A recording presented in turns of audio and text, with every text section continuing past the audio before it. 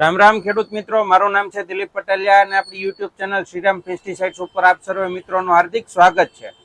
તો હવે આજનો વિડીયો જે ખાસ થવાનો છે એનું કારણ એ છે કે આપણે ડુંગળીવાળા જેટલા પણ ખેડૂત મિત્રો છે કે જેમણે ડુંગળીનું વાવેતર કર્યું છે અથવા તો થોડા સમયમાં કરવાના છે, એમના માટે આજનો આ વિડીયો આપણે ખાસ બનાવ્યો છે કે ડુંગળીમાં બધાયથી વધારે પ્રોબ્લેમ કરતો કોઈ પ્રશ્ન હોય તો એ છે બાફિયાનો પ્રશ્ન. તો આજે આપણે બાફિયાના રોગ વિશે સચોટ માર્ગદર્શન આપવાનું છે. તો હવે ખેડૂત મિત્રો, જો તમારે ડુંગળી તમે વાવી દીધી હોય અને તમારી ડુંગળી 15-17 દિવસની કે 20 દિવસની થઈ ગઈ હોય તો આ વિડીયો જોયા પછી જે વસ્તુ હું તમને ભલામણ કરું છું એનો તમે ખાસ ઉપયોગ કરજો. અને જો તમારે ડુંગળીનું વાવેતર કરવાનું હજી તમે ડુંગળીનું વાવેતર કર્યું નથી તો જ્યારે પણ તમે ડુંગળીનું વાવેતર કરો તો 15-17 દિવસ કે 20 દિવસ પછી જે અત્યારે હું વાત કરવાનો છું એ દવાનો તમે ઉપયોગ કરી શકો છો. તો હવે આજે આપણે જે ખાસ વાત કરવાની છે એ કોઈ પણ જાતની રાસાયણિક દવા છે નહીં, એ છે બેક્ટેરિયા વિશેની આજે આપણે સંપૂર્ણ માહિતી તમને દેવાની છે. તો હવે સૌ પ્રથમ જે છે એ જીવન કંપનીનો આવશે, જીવંત માઇકો. આ જે છે એ માઇકોરાઇઝા છે. આનું માપ જે છે એ 1 વીઘાની અંદર 100 ગ્રામનું માપ આવશે. તમારે 1 વીઘા જમીનની અંદર 100 ગ્રામ નાખવાનું છે.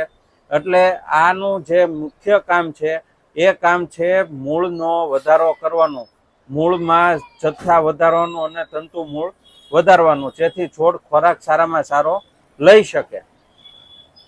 હવે પછીના જે બેક્ટેરિયા છે એ છે જીવંત ટ્રાઇકોડર્મા વિરડી 1.5%. બીજા જે બેક્ટેરિયા છે એ છે જીવિન કંપનીના જીવિન પોચોનિયા. અને પછીના જે બેક્ટેરિયા છે એ છે જીવિન કંપનીના સુડોમોનાસ. આ 4 પ્રકારના જે બેક્ટેરિયા છે આ તમારે 1 વીઘાની અંદર ઉપયોગ કરી નાખવાનો છે. એ 4 બેક્ટેરિયા વાપરવાથી તમને ફાયદો એ થશે કે ડુંગળી જ્યાં સુધી તમે હાર્વેસ્ટિંગ કરી નહીં નાખો, જ્યાં સુધી તમારી ડુંગળી પાકી નહીં જાય ત્યાં સુધી તમારે મૂળના કોઈ પણ પ્રકારના રોગ આવશે નહીં. દાખલા તરીકે મૂળની અંદર તમારે કોહવારો નહીં આવે, સફેદ ફૂગ નહીં આવે, કાળી ફૂગ નહીં આવે, કોઈ પણ જાતની કૃમિ નહીં આવે, મુંડા પણ નહીં આવે. એટલે અત્યારે ઘણીવાર જો સિંગની અંદર એક પ્રશ્ન શરૂ થઈ ગયો છે મુંડાનો, તો જે ડુંગળીની અંદર છે એ પણ મુંડાનો પ્રશ્ન આવતો હોય છે.